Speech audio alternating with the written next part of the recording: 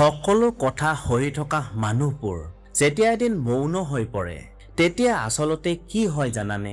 কেতিয়াবা আপোনাৰ আপোনজনে আপোনাক ঠগে, কেতিয়াবা আপোনাৰ পৰিশ্ৰমৰ সঠিক সন্মান দিয়া নহয়, আৰু কেতিয়াবা আকৌ অকাৰণে আপোনাক অপমান কৰা হয়। সেই মুহূৰ্তত আমাৰ মনত প্ৰতিশোধৰ জুই জ্বলে। মন যায় সিহঁতেও যেন একেই কষ্ট পায়। আপুনিও কেতিয়াবা কাৰোবাৰ ওপৰত অতিষ্ঠ হৈ পৰিছে নেকি? যদি হয় তেন্তে আজিৰ এই ভিডিঅ'টো কেৱল আপোনাৰ বাবে। ভিডিঅ'টো স্কিপ নকৰাকৈ সম্পূৰ্ণকৈ চাব, কিয়নো শেষত আপুনি আপোনাৰ জীৱনৰ আচল শান্তিৰ পথটো বিচাৰি পাব। বন্ধুসকল, মানুহ হিচাপে আমাৰ এটা স্বাভাৱিক দুৰ্বলতা আছে। যেতিয়াই কোনোবাই আমাক আঘাত কৰে আমি লগে লগে বিচাৰো যে সিহঁতৰো শাস্তি হওক। আমি আনৰ ওচৰত দুখ প্ৰকাশ কৰোঁ বা নিজে প্ৰতিশোধ লোৱাৰ কথা ভাবো।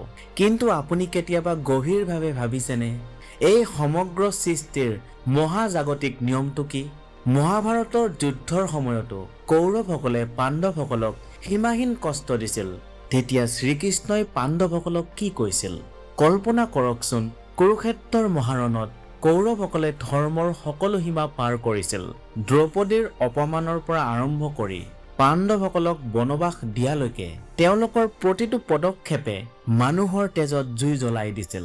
সেই সময়ত অৰ্জুনে ক্ৰোধত জৰ্জৰিত হৈ কৈছিল, হে কেশৱ, এই পাপীহঁতক ক্ষমা কৰিব নোৱাৰি, মই নিজেই ইহঁতক শেষ কৰি দিম। ঠিক সেই সময়তে ভগৱান শ্ৰীকৃষ্ণই শান্ত হাঁহি এটা মাৰি অৰ্জুনক কৈছিল, হে অৰ্জুন, তুমি ক্ৰোধ নকৰিবা। যিজনে কাৰোবাক অন্যায়ভাৱে কষ্ট দিয়ে তেওঁৰ ভাগ্যৰ সিদ্ধান্ত মই লওঁ। মানুহৰ পাপ যেতিয়া চৰম সীমা পায়হি তেতিয়া মোৰ কৰ্মফলৰ চক্ৰই নিজেই কাম কৰিবলৈ আৰম্ভ কৰে। কাৰোবাক শাস্তি দিবলৈ তোমাৰ হাতত তেজ লগোৱাৰ কোনো প্ৰয়োজন নাই। আজিও ঠিক একেই ঘটনা আমাৰ আপোনাৰ জীৱনত ঘটে। যেতিয়া কোনোবাই আপোনাক সৰু বুলি ভাবে বা হেয় প্ৰতিপন্ন কৰে বা আপোনাৰ সৰলতাৰ সুযোগ লয় আপুনি ভাগি পৰে। আপুনি ভাবে, হে ঈশ্বৰ, আপুনি কি এই অন্যায় দেখি থকা নাই? বন্ধুসকল, ঈশ্বৰে সকলো দেখে। ঈশ্বৰৰ বিচাৰত পলম হ'ব পাৰে, কিন্তু অন্ধবিচাৰ কেতিয়াও নহয়। আপোনাক যিজন মানুহে কন্দুৱাইছে তেওঁৰ নিজৰ কৰ্মই এদিন তেওঁক একেই ঠাইলৈ ঘূৰাই আনিব। প্ৰকৃতিৰ নিয়ম অতি কঠোৰ। যিজন মানুহে যেনেকুৱা কৰ্ম কৰে তেওঁ তেনেকুৱা ফলেই পায়। গতিকে আপুনি কাৰোবাৰ বেয়া কৰাৰ কথা চিন্তা নকৰি কেৱল আপোনাৰ নিজৰ সৎকৰ্ম কৰি যাওক।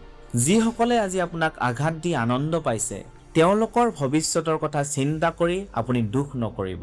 ভগৱান শ্ৰীকৃষ্ণৰ ওপৰত সম্পূৰ্ণ বিশ্বাস ৰাখক। কৰ্মফলৰ নিয়মত কাৰো ৰেহাই নাই।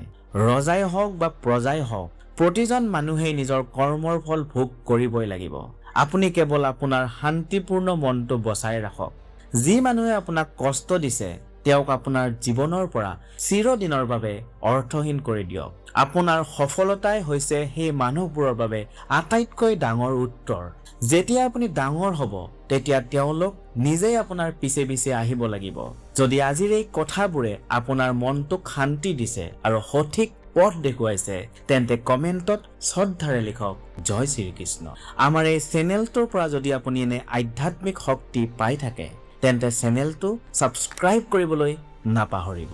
সদায় ভাল কৰ্ম কৰি যাওক। জয় আপোনাৰেই হ'ব। ধন্যবাদ।